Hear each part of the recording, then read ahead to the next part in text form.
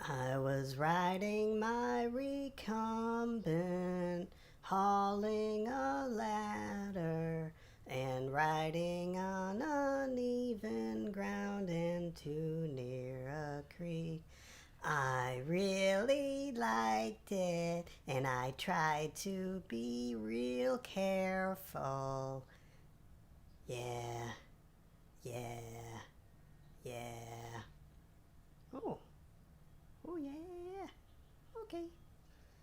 And then it happened, something happened, and I felt so bad. But I didn't cry and cry. Hell no! I threw some dirt on it. Yeah, yeah, yeah.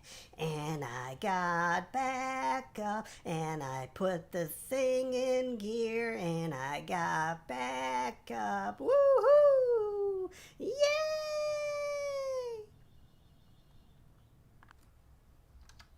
I was riding my recumbent, hauling a ladder, and riding on uneven ground and too near. Happy Friday, everybody! Woo! It's so great to be alive. It's still sunny here. I can't believe it. They keep saying all this cold weather's going to roll in and maybe even some SNOW. It's all right. Probably be a quick passer through her, right? Yeah, no big deal. It's all right. Man, good thing I was wearing my helmet this morning, right? Whoo-wee. Man, Uncle Safety's got to set an example for his nieces and nephew, right? Come on. Yeah, got to show him what's up. Can't go riding a bike without a helmet. Are you kidding me? No. That's for losers, man. Is that right? I don't know. Anywho, boy, oh boy, oh boy. Yeah. Boy, I remember back about, 45 years ago, one of my brothers did a face plant on his banana seat bike. Oh, well, not onto the bike, off the bike onto the sidewalk. Oh. Yeah, shred. Oh, yeah. Still traumatized by that. Yeah. Actually, I got over it. Yeah. Oh. Apple juice. Rue's downstairs, and I suspect he's going to stay down there for this one because it's going to get loud. It's Friday. Gotta get loud. Yeah. If you're a guitar nerd, a particular kind of guitar nerd, I'm the kind of guy that subscribed to Guitar Player magazine. I haven't done it in a long time. For me, I would say it started out as obsessed about gear and tone and how to achieve those things, how to achieve the tone, and never having the money to buy the gear. And over the years, I got lucky and I was able to acquire some really nice stuff. But back in the 80s, Guitar Player used to do these cool little, like, you tear out, and you would see them in, like, music magazines too. Like, even a lot of the UK magazines used to do this, I think. You would tear out the Flexi-Disc that was in the magazine. And this is this dude, I can't pronounce his name. It's Glenn Kuykendall. And this was the first time I'd ever heard what a Trainwreck amplifier sounded like. And these are these super custom hand-built heads designed by this guy named Ken Fisher. All kinds of books and articles about this guy. And he only made apparently about 100 of them, and just lovingly crafted, and generally these beautiful like ornate wood enclosures. And he named each of them because they had different little characteristics and quirks to them. And about 10 years ago in Chicago, I actually bought, not a Trainwreck, I bought a clone. There's this fella, I believe he's in Malaysia. I haven't looked in a long time. And I think he's a one-man shop. But he he makes hand-wired reproductions of all the classic amplifiers. So I took a flyer on this, had some money that I could part with, and I still haven't come to grips with this thing. It's so effing loud. I can't manage it very well. And it's got a master volume, which I can't wrap my head around because number one, I hate master volume on an amplifier. Number two, this one, I don't know.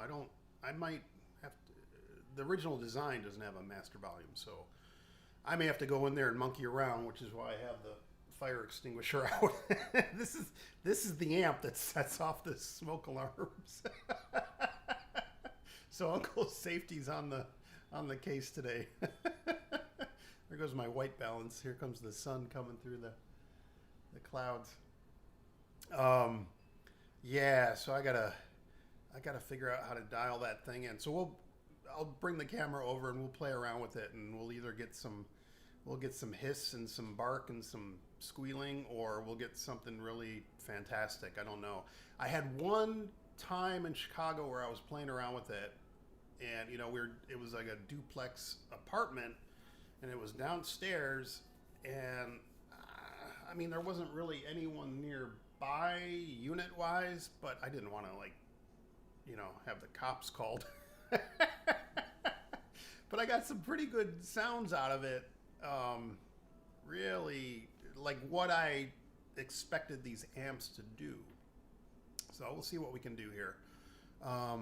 Yeah, this song, this track blew my mind, because if you read I haven't read the article in forever, but my recollection is he sent this in as sort of like a showcase contest entry. It's sort of like, okay, send in your best minute of guitar playing or something, and we'll put you through the Mike Varney shredder, right? So you can be with all the doodly cats out in LA who play all lickety split and everything. And apparently this guy hit record and started. He was barely playing. He was like adjusting the knobs and stuff to like get the right recording tone. And when who was I talking? Oh, Steve Gerlach. I sent a note to a couple months ago, and I was like, some of the best guitar tones I ever get when I'm recording are like when I'm not paying attention and just trying to like mess with stuff and like, oh, that sounds pretty good. And because you finally got away from yourself, right? Like all those filters are off, and you just kind of like you're making music. And so this guy recorded this, and then he put a CD out some years ago. I've only listened to it maybe once, I think. I mean, it's just guitar rock instrumentals. It's cool. I just don't have a lot of time for it. I'd rather hear a song, right? Song, blue, everybody knows one. So here's what the amps generally look like. Generally. Oh, that's not a very nice picture of him. So I'm gonna, no, it's very a bit dated. So these are what the amps look like. It's like this beautiful, like nice piece of wood enclosure, and it's volume, and I think it's bass treble presence, and maybe that is a master volume. No, I forget. Yeah, because they're never labeled. I had to like go figure out what all the knobs were. I mean, you can tell from ear by like dialing it in and all that good stuff, but yeah, so mine's set up pretty much the same, except for the master volume thing, which I gotta sort out. And then I'll probably throw it through an attenuator today just to really knock the volume down. I mean, it's just like, it's that, what was it, the Maxell cassette ad in the magazines, like Rolling Stone and stuff. It's like the guy sitting in the comfy chair with his, and I think they even did like a TV commercial for it one time, and the turns the stereo on, it's like whoosh. That's what happens with this amplifier. Yeah, it's just I like this. The name of his CD is "Can You Hear It Ring?" You know, probably a play on the harmonics of the guitar or something. But I think it's more like, you know, how's your tinnitus today? I'm lucky. I do not have any. I've been very. I don't. Yeah, I've been good over the years. I got lucky. I think the worst damage came early on with my brother, like standing next to his drum kit in the basement, where like, oh, those ride cymbals, man. If you stand next to a drummer and a ride cymbal, oh, and Brad Elvis did this to me too at that Who album gig. It's just like that ride cymbal just starts chewing into your ear. Oh, I don't like that. Don't like it. Ugh. Mm. And apple juice doesn't help either. That's why they're always yelling at you at the concerts, because like you got alcohol and you know, volume, and they don't mix. They really don't. Those hairs in your ear just kind of fall down and aren't doing their job. Yeah. Well, I got this amp up here because I was thinking of playing this song today that I love. And I saw this band, I think, at least once in Chicago, maybe twice. And they're from Athens, Georgia. And I felt like they kind of made the rounds in the early mid 90s, and like a whole bunch of other bands just didn't get traction, didn't get like a big deal or anything. But they kept at it. They're still at it. They still play shows. They still tour the South and the Midwest, and great records. I was looking. All I have is the one cassette that a friend either made for me in Chicago in like 92, 93, or I taped it at home or something. Yeah, I'm kind of. I shouldn't reduce this band to like just the one song, you know. We kind of do that sometimes, but I've listened to them on the streaming services and stuff, and gone through a couple of their records, and they're fantastic. They're just fantastic. Yeah. And the live clips on YouTube, another band that just goes for it and brings it, and you know that this guy is possessed. He's possessed. It's yeah. And I remember the exact same thing at Metro. It was probably around the time this record came out. I don't know if my friends opened for them at Metro or I just went to the gig. I bet I got a ticket stub somewhere. I'm kind of like that, you know. If I save these pieces of plastic, then I save the pieces of paper from the from all the gigs. I think this is the year I'm going to figure out whether to put them all up on like a cork board and frame it, or I don't know. Maybe I'll string them together like the Buddhist prayer flags, right? Maybe kind of loop them in loops. I don't know what the hell I'm even talking about. Once that volume starts coming out of that amp, my brain's going to be scrambled and I really won't be able to talk. Yeah. So I'm going to see what I can do with that thing. Oh, and by the way, like as far as gear, if you're a hobby kind of guitar player, if you just pick it up every once in a blue moon, or you like to play a little bit of electric and you've just got like some basic gear like the stuff you bought at the big box store or a little solid state amp or anything, it's all good. It doesn't matter. I kid you not. Nowadays you can plug into your computer or your phone and put your earbuds in, and they got all this software that'll make it sound like $1 million, man. Better than Tom Schultz. But don't get hung up on this stuff. It's like it's fun.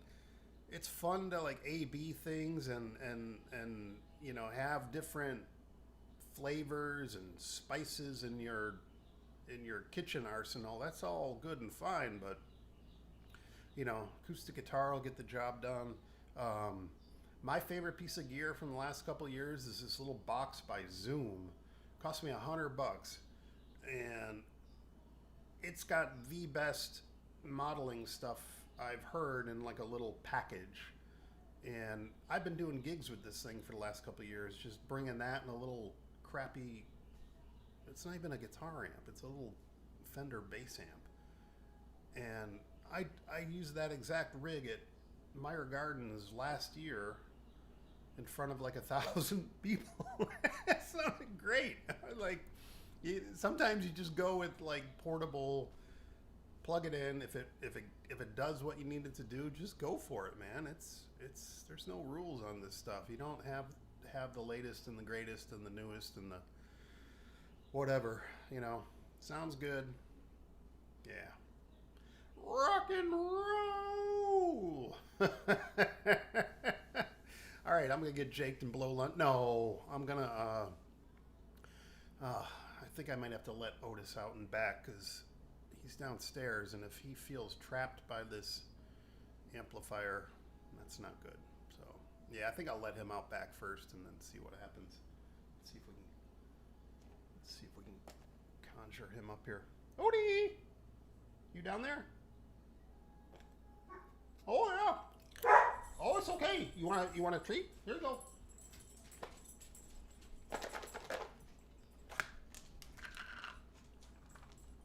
Oh, it's a good boy. Yeah, I was just telling all our friends that I didn't want you to get all upset by all the loud stuff coming out of the speakers there. Yeah, how's that?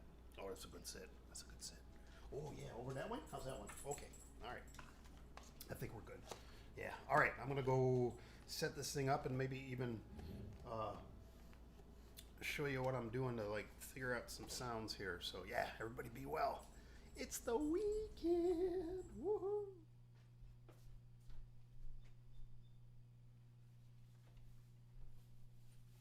All right, let's see what we got here.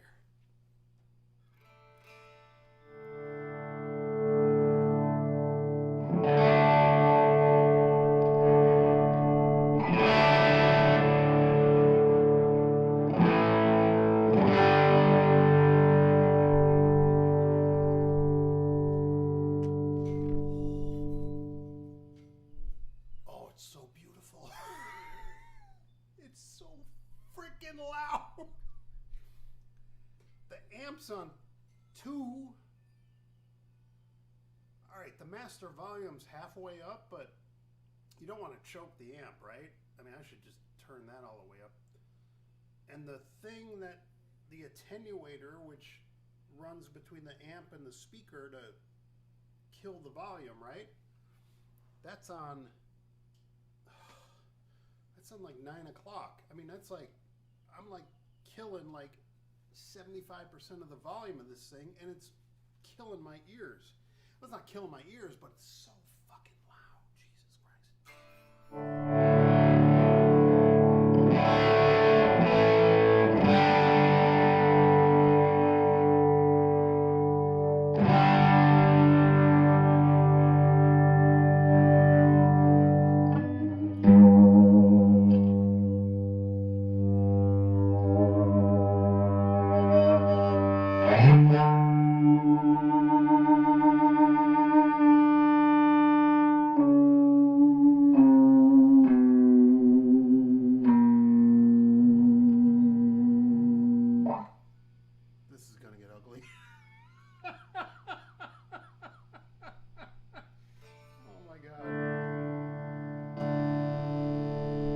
That's that tone thing. I don't like that.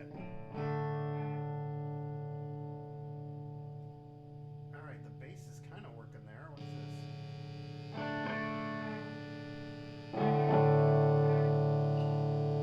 Nope. Actually, I do want the tone. Yeah, that's better. I don't know what the hell this is. That's just a whole lot of buzz.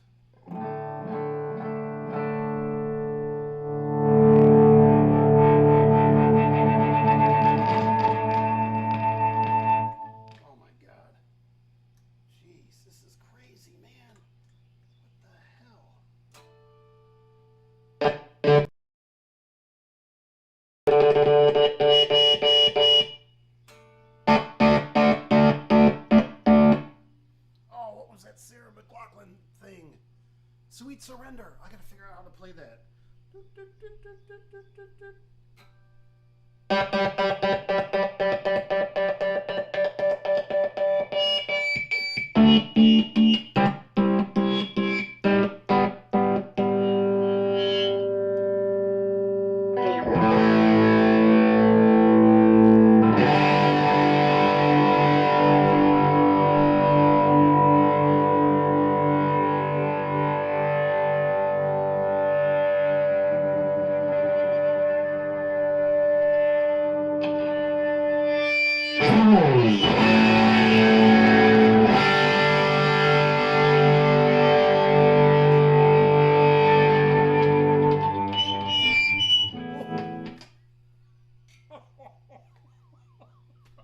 Alright, I should actually play a song, right? Okay, let's do that.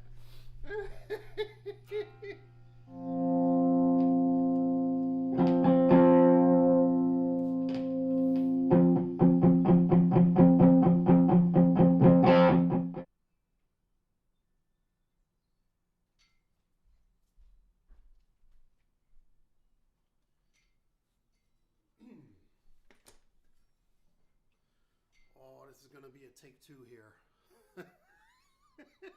It got so loud it scrambled my brain. I forgot the song.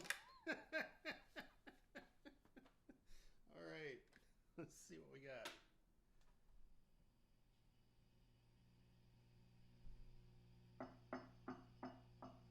All right, well.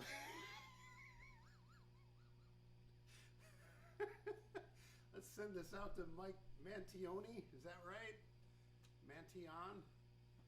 And those fellas in 5'8". Holy cripes. Oh, this is a good one. All right, let's see what we got here.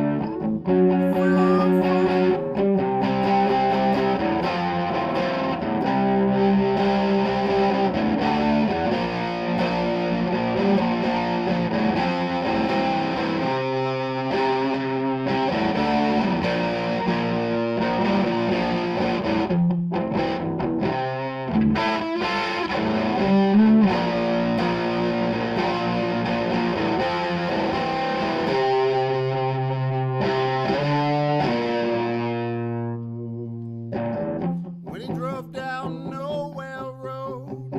Jury rig Bill flipped out of control. Then he took us all to burn to our crispy death. Doctors use the dental charts, identify my body, churn and churn. You know it's impossible what happened to me that day. But my girlfriend was only 16 years old when she read my eulogy. Just a paragraph on page 7B of the Journal-Constitution. Some say suicide, take me with you. Oh, you cannot hide yourself from me.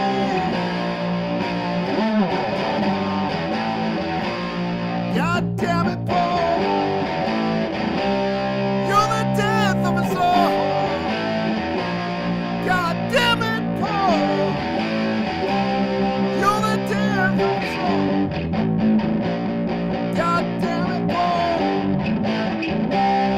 you're the death of us all. God damn it, Paul, you're the death of us all.